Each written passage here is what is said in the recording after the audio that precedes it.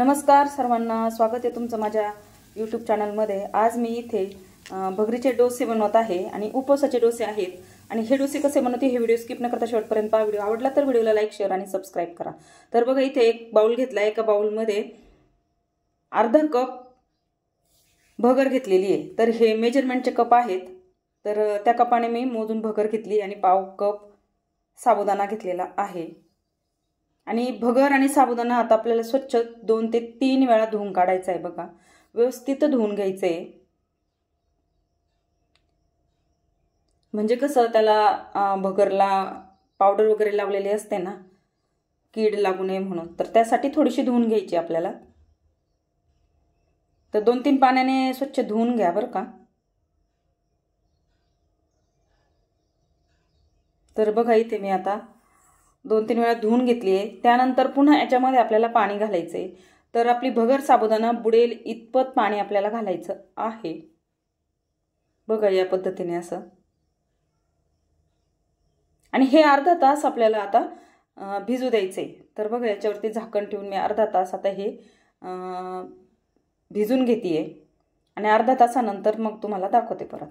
तर बघा, इथे आता अर्धा तास झालेला आहे। आपला साबुदाणा आणि भगर व्यवस्थित फुललेली आहे, म्हणजे भिजलेली आहे।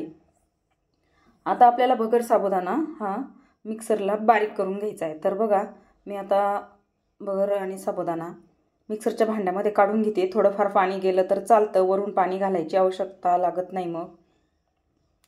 तर बघा, या पद्धतीने असं आपल्याला मिक्सरच्या भांड्यामध्ये सर्व भगर साबुदाणा काढून घ्यायचा आहे।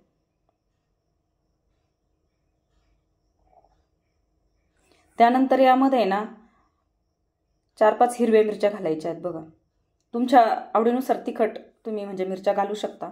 त्यानंतर कोथिंबीर घातली आहे। आलं घालायचं असेल तर आलं पण घालू शकता बरं का, तुम्ही जर उपवासाला खात असाल तर। आणि हे आता आपल्याला मिक्सरला बारीक वाटून घ्यायचं आहे। तर मी ते आता मिक्सरला हे वाटून घेतेय।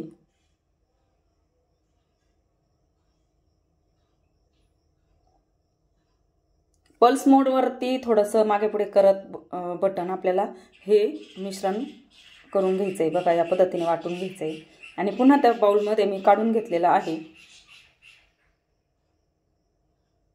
त्यानंतर यामध्ये ना आपल्याला चवीनुसार मीठ घालायचं आहे। तर इथे आता मी मीठ घालून घेतेय आणि हे मिक्स करून घ्यायचं आहे आता एखाद चमच्याच्या साहाय्याने। बघा, व्यवस्थित मिक्स करून घ्यायचे। तर आता हे मिक्स पण करून झालेलं आहे आपलं। त्यानंतर आता आपल्याला डोसे बनवायचे आहेत। तर आपल्याला जर पातळ डोसे बनवायचे असेल तर आपण थोडं पाणी ॲड करू शकता, आणि जाड जर बनवायचे असेल तर ह्याच पद्धतीचं बॅटर झालं पाहिजे बरं का। तर मी गॅसवरती तवा ठेवला आहे, त्यावरती तूप घातलं आहे, तवा चांगला गरम झाला आहे आपला।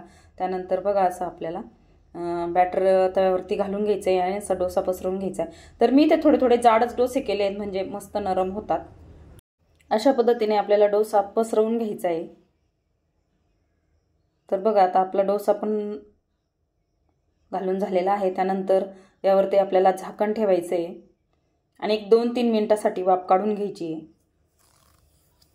तर बघा, इथे 2-3 मिनिटं झालेले आहेत। झाकण काढून घ्यायचं आहे आणि डोसा आपल्याला पलटवून घ्यायचा आहे। बघा, या पद्धतीने। त्यानंतर थोडंसं तूप घालायचं आहे वरतून आणि 2-3 वेळा उलटपालट करत डोसा मस्त शेकून घ्यायचा आहे। बघा, आपल्याला बघा, या पद्धतीने थोडंसं जवळून दाखवते तुम्हाला। खूप सुंदर झाला आहे बघा डोसा आपला। हे बघा, झाला आहे की नाही छान। तर अशाच पद्धतीने उलटपालट करत डोसा व्यवस्थित शेकून घ्यायचा आहे आपल्याला। तर बघा, मी 1-2 वेळा असं उलटून पालटून डोसा आपला शेकून घेतला आहे। डोसा आता मी काढून घेतेय। तर मी डोसा जाळीवर काढते। तुम्हाला लगेच खायचा असेल तर तुम्ही ताटामध्ये सर्व करू शकता लगेच, आणि नसेल खायचा तर असं जाळीवर ठेवा, म्हणजे तो जास्त असा नरम पडत नाही, खूपच नरम पडत नाही। ताटाला असा खालून घाम येतो ना, तर मग ते असं नरम पडतो। तर बघा, इथे अशा पद्धतीने मी डोसे सर्व बनवून घेतलेत। बघा, इथे असे डोसे झालेले आहेत आपले। मी आता एका ताटामध्ये सर्व करते। राहिलेलं बॅटर तुम्ही नंतरही करू शकता, आपल्याला पाहिजे त्यावेळेस करून घेऊ शकता। बघा, मी दह्याबरोबर सर्व केलेले आहे। तुम्ही कुठल्याही उपवासाच्या चटणीबरोबर खाऊ शकता, बटाट्याची चटणी, शेंगदाण्याची चटणी बरोबर खाऊ शकता। खूपच छान डोसे तयार होतात। व्हिडिओ आवडला तर व्हिडिओला लाईक करा, शेअर करा, आपल्या चॅनलवरती नवीन असाल तर चॅनलला सबस्क्राईब करा आणि व्हिडिओ पूर्ण पाहिल्याबद्दल सर्वांचे मनापासून खूप खूप धन्यवाद।